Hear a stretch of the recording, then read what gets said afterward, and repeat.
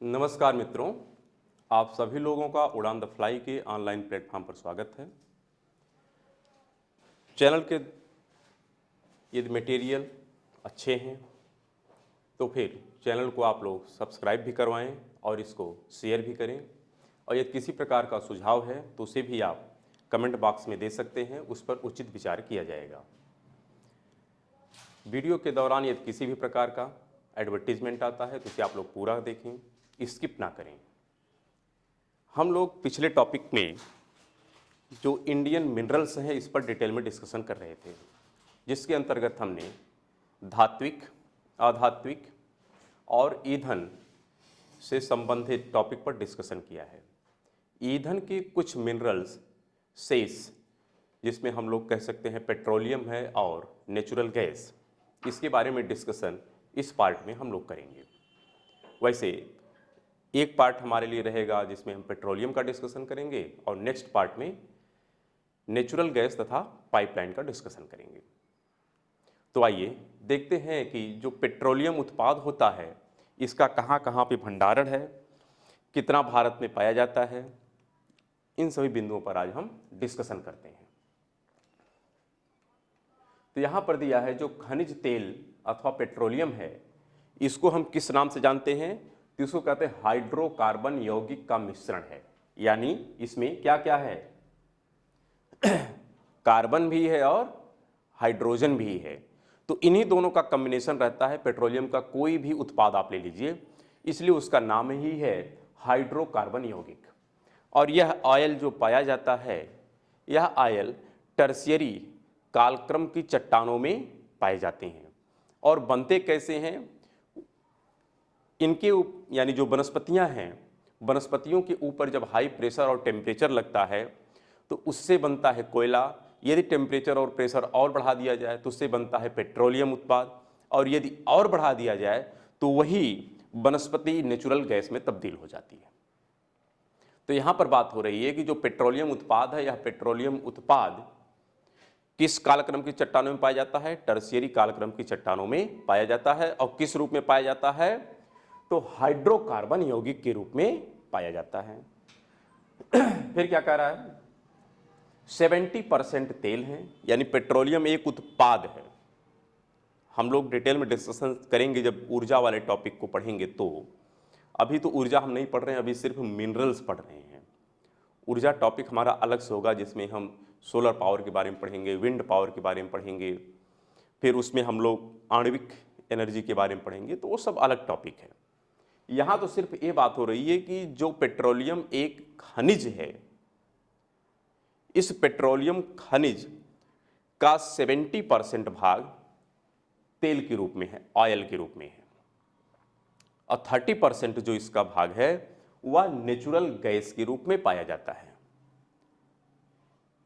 तो जो चट्टानें होती हैं, चट्टानों के बीच में ट्रैप होता है आपका नेचुरल गैस, और उसी में आपका पेट्रोलियम भी होता है, यानी ऑयल भी होता है। तो एक ही खादान से दोनों चीज़ें निकलती हैं। लेकिन पेट्रोलियम उत्पाद निकालने से पहले हम लोग नेचुरल गैस को निकालते हैं, फिर जाके हम ऑयल को निकालते हैं। तो दोनों चीज़ें साथ साथ पाई जाएंगी। लेकिन एक आएगा एलपीजी होता है, वो एलपीजी अलग है। एलपीजी इसी नेचुरल ऑयल से, या हम कह सकते हैं ऑयल से निकाला जाता है इंडस्ट्री के माध्यम से। लेकिन एलपीजी यह किसी भी तेल के खादान से ही निकाला जाता है। तो ठीक है, हम उन सब डिफरेंस को पढ़ेंगे जब ऊर्जा पढ़ेंगे। तो अभी तो बस सिंपल है कि जो हाइड्रोकार्बन होते हैं यौगिक, इनको हम पेट्रोलियम कहते हैं। पेट्रोलियम का खनिज है। इस पेट्रोलियम के खनिज में 70% ऑयल होता है और 30% नेचुरल गैस होती है। अगला पॉइंट दिया है कि पेट्रोलियम उत्पाद में अपतटीय क्षेत्र का योगदान। जो पेट्रोलियम उत्पाद होते हैं इनका अपतटीय क्षेत्र में प्रोडक्शन ज़्यादा होता है। इन कंपैरिजन जो सतह है उसकी तुलना में, यानी लैंड की तुलना में समुद्र के नितल में यह ज़्यादा पाए जाते हैं, और वो भी खास करके कहाँ पर? ऑफ शोर एरिया में, अपतटीय क्षेत्र में। अपतट कहाँ पे है इसके बारे में हम लोग प्रारंभ में ही सीख लिए थे जब खनिज पढ़ रहे थे। तो ऑफशोर एरिया में पाया जाता है, और कितना है? 51.15%। यदि पूरे भारत में 100% पेट्रोलियम उत्पाद है तो उसका आधे से ज़्यादा भाग कहाँ से पाया जाता है? अपतटीय क्षेत्र से पाया जाता है, यानी सागर के बेल्ट में पाया जाता है। तो ठीक है, अगला पॉइंट दिया है कि माकूम एक स्थान है असम में। यहाँ पर 1867 में एशिया एवं भारत का पहला पेट्रोलियम उत्पादन प्रारंभ किया गया। यानी एक प्रकार से कहा जाए कि एशिया का पहला ऑयल प्रोडक्शन क्षेत्र कौन सा था, या भारत का पहला ऑयल प्रोडक्शन क्षेत्र कौन सा था, तो उसका नाम है माकूम, और कहाँ पर है? असम में है। फिर अगला पॉइंट दिया है औद्योगिक पेट्रोलियम उत्पादन के लिए। देखिए, प्रोडक्शन शुरू कर लेना एक दूसरा पॉइंट है, लेकिन उसको कमर्शलाइज कर देना अलग बात है। तो पता तो चल गया, वहाँ से तेल की ड्रिलिंग करके हम लोग निकाल लिए, लेकिन इसका कमर्शलाइजेशन कब हुआ है? 1889 में, और यह था डिगबोई असम, यानी असम में ही पहली बार तेल की हम लोग एक्सट्रैक्शन प्रारंभ किए थे। लेकिन औद्योगिक निष्कर्षण कब शुरू किया गया है? 1889 में, और कहाँ से? डिगबोई असम से। तो सब छोटे छोटे तो पॉइंट हैं, लेकिन फिर भी एग्जाम के दृष्टिकोण से महत्वपूर्ण है, क्योंकि यहाँ से प्रश्न पूछे जाते हैं। फिर अगला है खनिज तेल अथवा पेट्रोलियम। तो खनिज तेल या पेट्रोलियम जो हैं 1856 में, कब? 1856 में इससे संबंधित जो संभावित क्षेत्र होते हैं उनका पता लगाने के लिए ONGC, किसका गठन किया गया? ONGC का गठन किया गया। और ONGC का प्रारंभ में नाम क्या था? अगर पूरा नाम की बात करें तो है oil and natural gas commission. प्रारंभ में ONGC का नाम था oil and natural gas commission. कब गठन किया गया था? 1956 में। इसका मुख्य काम क्या था? जो भी पेट्रोलियम के उत्पाद हैं इनके भंडार का पता लगाना। लेकिन कालक्रम में इसका नाम बदल दिया गया। निक नेम तो ONGC ही रहा, लेकिन पूरे नाम की बात करेंगे तो पूरा नाम बदल करके कमीशन के स्थान पे क्या रख दिया गया? कारपोरेशन कर दिया गया। क्या रख दिया गया? कारपोरेशन कर दिया गया। कब? 1994 में। कब किया गया? 1994 में। तो ONGC का गठन तो हुआ 1956 में, लेकिन इसका नाम बदल करके जो आज का नाम है ये कब किया गया? 1994 में। फिर अगला पॉइंट दिया है कि इसी के बाद 1995 में एक और ONGC की हम कह सकते हैं सहायक बॉडी के रूप में तैयार किया गया, जिसका नाम था ONGC विदेश। क्योंकि ONGC अपने देश में काम करती है, लेकिन ONGC जो विदेश है यह भारत के टेरिटरी के बाहर काम करती है, अन्य देशों में। क्योंकि हर देश में कहीं न कहीं पेट्रोलियम उत्पाद हैं या उससे संबंधित रिफाइनरी है, तो उन सब में काम करने वाली जो संस्था है भारत की, उसका नाम है ONGC विदेश। इसका कब गठन किया गया है? 1995 में। ये ONGC के सहायक के रूप में की गई थी। काम क्या था? विदेशों में तेल भंडारों का पता लगाने के लिए जो भारत की सबसे बड़ी मल्टीनेशनल कंपनी है, यानी ONGC विदेश की बात कर रहा है, यह भारत की सबसे बड़ी मल्टीनेशनल कंपनी है। तो ठीक है, ONGC के ही दायरे में आती है ONGC विदेश, ध्यान रखिएगा। तो इसलिए ONGC को भारत की सबसे बड़ी मल्टीनेशनल कंपनी के रूप में जाना जाता है। कितने देशों में ऑपरेट करती है? तो ध्यान रखिएगा 17 देशों में ऑपरेट करती है वर्तमान में। और कितनी परियोजनाओं में संलग्न है? तो 21 परियोजना इसके तहत कंटिन्यू चल रही हैं। तो 17 देश 21 परियोजनाओं में वर्तमान में यह कार्य कर रही है। फिर अगला पॉइंट दिया है 1959 में तेल भंडारों का पता लगाने के लिए एक कंपनी और बनी, जिसका नाम था OIL। ऑयल, क्या नाम था? ऑयल। IOC नहीं, IOC दूसरी कंपनी है और OIL अलग है। हम दोनों में डिफरेंस भी देख लेंगे। ऑयल का यहाँ पे पूरा नाम है ऑयल इंडिया लिमिटेड। जैसे ONGC तेल भंडारों का पता लगाती है, उसी प्रकार ऑयल भी तेल भंडारों का पता लगाती है, यानी रिसर्च करती है। क्या करती है? रिसर्च करती है कि किस किस क्षेत्र में कितना कितना तेल भंडार उपलब्ध है। लेकिन मुख्य कौन है? ONGC, और उसकी सहायक कौन है? ONGC विदेश।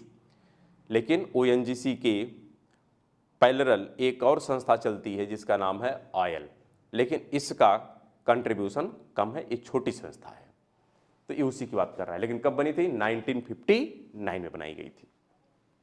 फिर आगे हम बढ़ते हैं, यहां पर देखते हैं कि जो इसके प्रमुख तेल क्षेत्र के भंडार हैं ये कहां कहां पर हैं, यानी तेल के भंडार के कौन कौन से क्षेत्र उपलब्ध हैं भारत में, उसकी बात हो रही है। तो यहां पर है पहला तो अपतटीय क्षेत्र, ऑफशोर एरिया, यानी जैसे हमने कहा पहले होता है बैकशोर, ऑनशोर, फिर उसके बाद होता है ऑफशोर। यानी तट से जब आप, स्थल से जब आप समुद्र की तरफ जाते हैं तो पहले होता है बैकशोर, फिर होता है ऑनशोर, फिर होता है ऑफशोर। यानी ऑफशोर हमेशा जलमग्न होता है। ऑनशोर में क्या होता है? ज्वार भाटा के समय जल आता भी है और चला भी जाता है। लेकिन बैकशोर का मतलब वहां पे जल नहीं पहुंचता है। तो ठीक है, हम उसके बारे में शुरू में देख लिए थे, लेकिन फिर भी ऑफशोर एरिया में पाया जाता है। कितना परसेंट? 51%।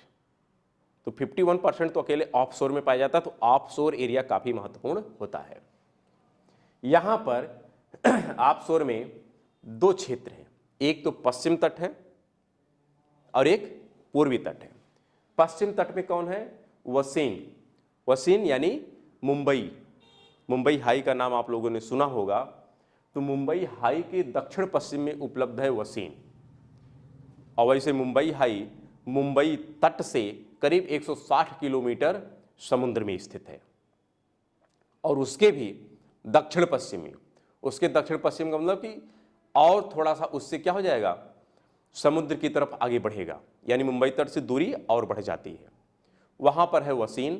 तो एक क्षेत्र है वसीन जहां पर पेट्रोलियम उत्पाद के भंडार अवेलेबल हैं, और एक स्वयं मुंबई हाई है। तो पश्चिमी तट पर दो क्षेत्र हैं, एक तो मुंबई हाई जो सबसे ज़्यादा भंडार रखता है, और दूसरा है वसीन। सेम प्रकार का सिस्टम पूर्वी घाट, या हम कह सकते हैं पूर्वी तट पर भी है। घाट नहीं कहेंगे बल्कि कहेंगे पूर्वी तट पर भी है। तो पूर्वी तट का जो ऑफशोर एरिया है वहाँ पर जो तेल के भंडार हैं वो कहाँ पर पाए जाते हैं? तो ध्यान रखिएगा, रावा अपतट है। कौन सा तट है?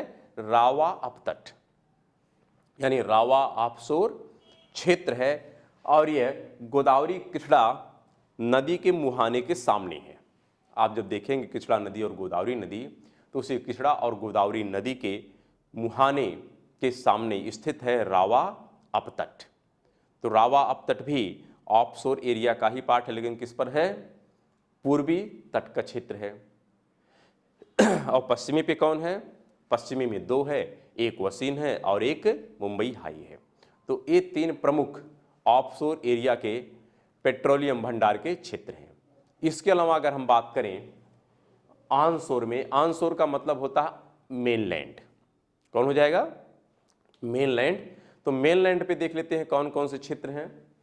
अगर हम बात करें ऑनशोर या मेनलैंड पर, तो यहाँ पर सबसे पहले बात आती है असम की।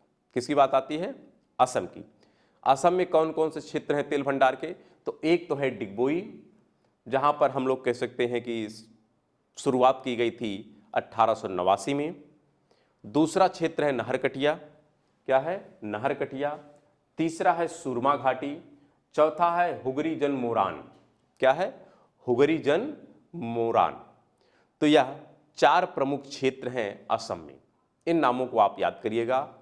कौन कौन सा है? डिगबोई है, नहरकटिया है, सुरमा घाटी है, हुगरी जन मोरान है और माकूम भी है। यहाँ पर माकूम भी है क्योंकि माकूम में ही सबसे पहली बार शुरुआत की गई थी। तो माकूम तो रहेगा ही रहेगा। नहीं लिखा गया है क्योंकि हो सकता है पहले कहीं पे कुछ है, लेकिन यहाँ पर माकूम भी आप कर लीजिएगा। क्या कर लीजिएगा? माकूम। तो यह पांच क्षेत्र हैं असम में जहाँ पे तेल के भंडार पाए जाते हैं और यहाँ से इनका उत्पादन भी किया जाता है। अगला हमारा क्षेत्र है मेनलैंड का राजस्थान। क्या है? राजस्थान। राजस्थान में कौन कौन से क्षेत्र हैं? ऐश्वर्यम है, मंगला है, साथ में भाग्यम है।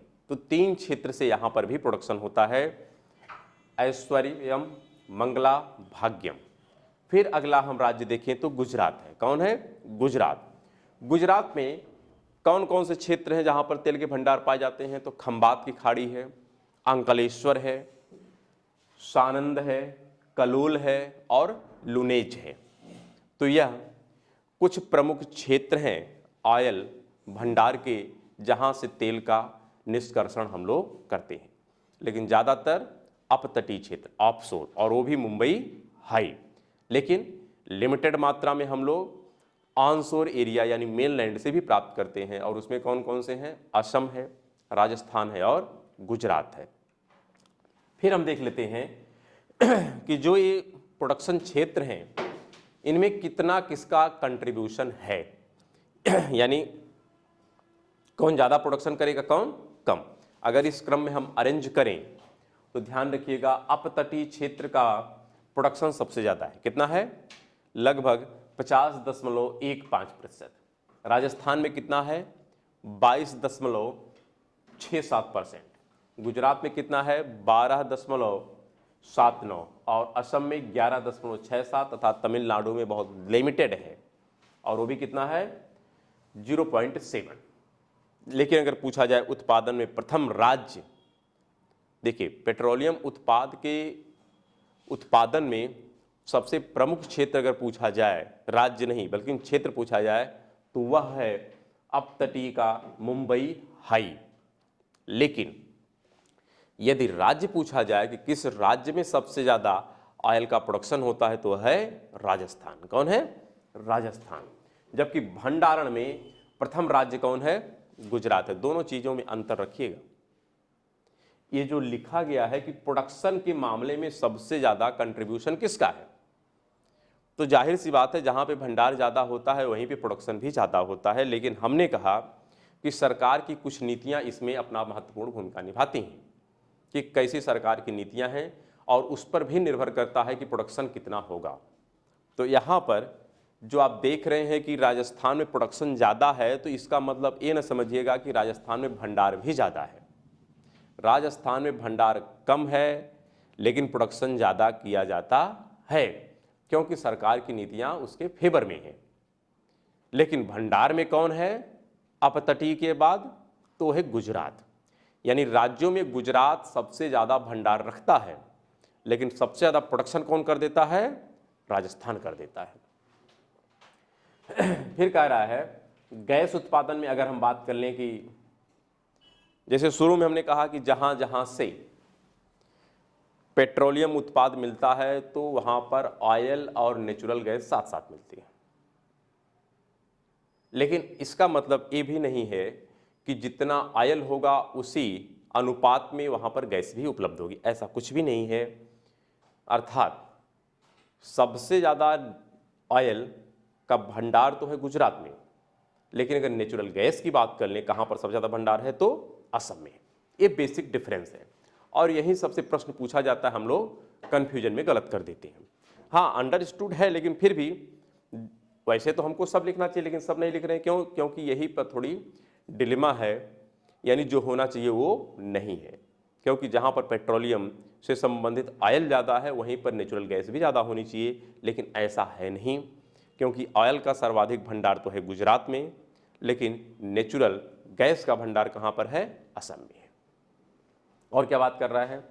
प्रोडक्शन बाई, अगर मान लेते हैं कि इसके नेचुरल, बल्कि हम कहें कि ऑयल के प्रोडक्शन की अगर बात करें कि कौन सा क्षेत्र कितना प्रोडक्शन करता है, तो नेचुरल गैस की बात करें या फिर हम पेट्रोलियम में ऑयल की बात करें, तो यहाँ पर दो क्षेत्र होते हैं, एक सार्वजनिक होता है और एक निजी क्षेत्र होता है। तो ऑयल यानी पेट्रोल या डीजल के प्रोडक्शन में सार्वजनिक क्षेत्र अभी भी बहुत ज़्यादा हावी है। यहाँ पर अभी जो प्राइवेट पार्टनर हैं ये लोग उतना नहीं आए हैं। कौन लोग ज़्यादा काम करते हैं? सार्वजनिक क्षेत्र यहाँ पर काम करता है, यानी पब्लिक सेक्टर की यूनिट काम करती है, लेकिन फिर भी निजी क्षेत्र की कुछ है। तो सार्वजनिक का कितना कंट्रीब्यूशन है? 70.75%, लेकिन निजी क्षेत्र कितना कंट्रीब्यूट करती है? मात्र 29.25%। ठीक है। फिर देख लेते हैं कि सार्वजनिक में कौन कौन सा है और निजी में कौन कौन सा है। तो निजी में सिर्फ 3 इंडस्ट्री है। वैसे टोटल यहाँ पर देखिए, आपसे अगर हम तेल के निष्कर्षण की बात करेंगे, यानी खदान से तेल निकालना, तो वहाँ पर सिर्फ 2 है, एक ऑयल है और दूसरा ONGC है। ये लोग तेल का निष्कर्षण करते हैं खदान से, यानी तेल के कुओं से, लेकिन वह तेल जो होता है वह रॉ होता है, यानी कच्चा तेल होता है। उसको फिर रिफाइन किया जाता है रिफाइनरी के माध्यम से। तो यहाँ पर रिफाइनरी की बात हो रही है, तो रिफाइन करने का काम और भी कंपनियां करती हैं, यानी उसमें 3 प्राइवेट हैं जिनका कंट्रीब्यूशन 29% के आसपास है, और 70% रिफाइन कौन करती हैं? सरकारी कंपनियां करती हैं। लेकिन खनन सिर्फ 2 करती हैं, एक ऑयल और एक ONGC करती है, बस सिंपल। तो यहाँ पर निजी सेक्टर की कौन कौन सी हैं? तो 3 यहाँ पर कंपनियां हैं, 2 रिलायंस ग्रुप की हैं और एक आप देख रहे हैं एसआर की है। किसकी हैं? एसआर की हैं। तो जो रिलायंस वाली दोनों कंपनियां हैं ये कहाँ पर स्थित हैं? राजस्थान में है। कहाँ पर है? राजस्थान में है। और क्षेत्र कौन सा है? जामनगर है। तो जब 2 इंडस्ट्री एक ही जगह पर काम करेगी तो जाहिर सी बात है उसकी क्षमता काफ़ी ज़्यादा है। और यहीं पर वो भारत का जो 6G की जो व्हीकल है उसके लिए पेट्रोल भी तैयार किया जाता है। 6G जो ईंधन है वह यहीं रिलायंस इंडस्ट्री के माध्यम से तैयार किया जाता है। फिर आगे हम बात करते हैं एसआर जो है यह कहाँ पर है? तो यह वदिनार में है और ये कहाँ पर है? गुजरात में है। इसीलिए तो हमने अभी देखा है पीछे कि राजस्थान का प्रोडक्शन के स्तर पर रैंक पहला है, जबकि भंडार के स्तर पर रैंक किसका ज़्यादा है? गुजरात का ज़्यादा है। तो ऐसा क्यों हो गया? क्योंकि रिलायंस की 2 इंडस्ट्री तो राजस्थान में ही है, तो इस आधार पर यह ज़्यादा प्रोडक्शन कर लेता है। अगर सरकारी हम यूनिट की बात करें पब्लिक सेक्टर की, तो पब्लिक सेक्टर की कितनी यूनिट है? 21। टोटल कितनी यूनिट है? 24, जिसमें से 3 प्राइवेट हैं और 21 कैसी हैं? पब्लिक हैं। और पब्लिक में भी ध्यान रखिएगा 9 उपक्रम, 9 रिफाइनरी किसके द्वारा हैंडल की जाती है? तो IOC के द्वारा की जाती है। किसके द्वारा की जाती है? IOC के द्वारा की जाती है। IOC अलग है और ऑयल अलग है, ध्यान रखिएगा। ऑयल खनन का कार्य करती है, यानी कुएं से तेल का निष्कर्षण करती है, तेल का पता लगाती है, वहाँ से तेल का निष्कर्षण करती है, लेकिन तेल को प्योरीफाई नहीं करती है। प्योरीफाई करने जैसे ONGC, तो ONGC दोनों काम करेगी। ONGC तेल के कुएं से तेल का निष्कर्षण भी करती है और उसका प्योरीफिकेशन भी करती है। लेकिन जो ऑयल है, ऑयल केवल खनन का कार्य ज़्यादा करती है।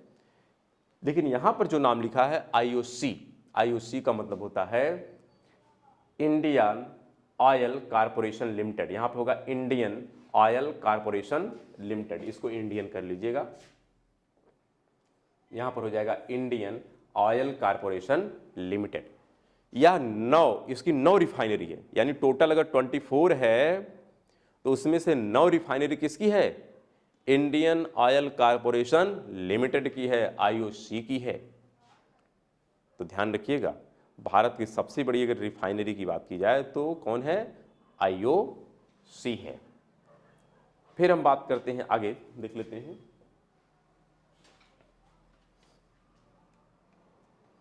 अगर हम भंडार की दृष्टि से बात करें कि विश्व रैंकिंग, देखो भारत का तो कोई रैंक वैंक है नहीं, क्योंकि भारत में पेट्रोलियम के भंडार काफ़ी लिमिटेड हैं। लेकिन हम लोग अपनी आवश्यकता की पूर्ति के लिए आयात पर निर्भर करते हैं, चाहे वह हम आयात गल्फ कंट्री से करें या किसी और अन्य से। लेकिन हम लोगों के पास इतना उत्पाद नहीं है कि हम सेल्फ रिलाई कर सकें, तो इसलिए इसकी कोई रैंकिंग है नहीं। लेकिन फिर भी हम विश्व की रैंकिंग तो देख सकते हैं कि विश्व में कौन की प्रथम पे है, कौन सेकंड पे है, कौन थर्ड पे है। तो अगर हम पेट्रोलियम में बात करें कि स्टोरेज में कौन सा सबसे, यहाँ पेट्रोलियम का मतलब ध्यान रखिएगा हम ऑयल की बात कर रहे हैं, कच्चा तेल, क्रूड ऑयल। ध्यान रखिए किसकी बात कर रहे हैं? क्रूड ऑयल, नेचुरल गैस नहीं। जबकि पेट्रोलियम में नेचुरल गैस भी एग्जिस्ट करता है, लेकिन हम किसकी बात कर रहे हैं? सिर्फ और सिर्फ यहाँ पर बात कर रहे हैं नेचुरल जो क्रूड ऑयल है उसकी बात कर रहे हैं। तो प्रोडक्शन में कौन है? प्रोडक्शन में यूएस पहले नंबर पर है, जबकि भंडारण में कौन है? वेनेजुएला है। कौन है? वेनेजुएला है। और कौन है? सऊदी अरब है, तीसरे पे कनाडा है। तो यह रैंक आप याद कर लीजिएगा, याद करना ही पड़ेगा। जबकि प्रोडक्शन में सबसे पहले कौन है? यूएस है, फिर रूस है, फिर सऊदी अरब है, फिर कनाडा, फिर चीन। वेनेजुएला का कहीं स्थान ही नहीं है, क्योंकि कहीं पर भंडार मिल गया इसका मतलब वह देश प्रोडक्शन भी ज़्यादा कर लेगा। हमने कहा ना, प्रोडक्शन का जो मामला होता है यह टेक्नोलॉजी, सरकार की नीतियाँ, ह्यूमन स्किल, इन सब पे निर्भर करता है। तो अगर सरकार के पास उतने संसाधन नहीं है, वैसी पॉलिसी नहीं है, तो फिर प्रोडक्शन कैसे करेगा? तो यही कारण है कि वेनेजुएला में भंडार होते हुए भी उसका प्रोडक्शन बहुत कम है। कारण वहाँ पर ना तो उतनी उन्नत किस्म की टेक्नोलॉजी है, ना तो उनकी अर्थव्यवस्था इतनी सशक्त है कि वह उसको डेवलप कर सकें। वहाँ के लोगों का जो कौशल है वो भी अभी उसकी और देशों की तुलना में काफ़ी लिमिटेड है। तो ये सब कारण है कि भंडार होते हुए भी प्रोडक्शन में उसका कहीं पर स्थान नहीं है। और यूएस का देख रहे हैं भंडार में कहीं पर कोई रैंक ही नहीं है, लेकिन फिर भी प्रोडक्शन में नंबर 1 पर है। तो इस प्रकार के कह सकते हैं परिवर्तन आपको लगातार देखने को मिलते रहते हैं। ठीक है, हम लोग फिर मिलेंगे नेक्स्ट पार्ट में, जिसमें हम लोग कवर करेंगे नेचुरल गैस के बारे में, कि नेचुरल गैस से संबंधित कौन कौन से सेक्टर हैं और कहाँ कहाँ पर कितना कितना भंडार है, उसके बारे में हम लोग डिस्कस करेंगे। तो ठीक है, हम मिलेंगे नेक्स्ट पार्ट में। तब तक के लिए नमस्कार, धन्यवाद।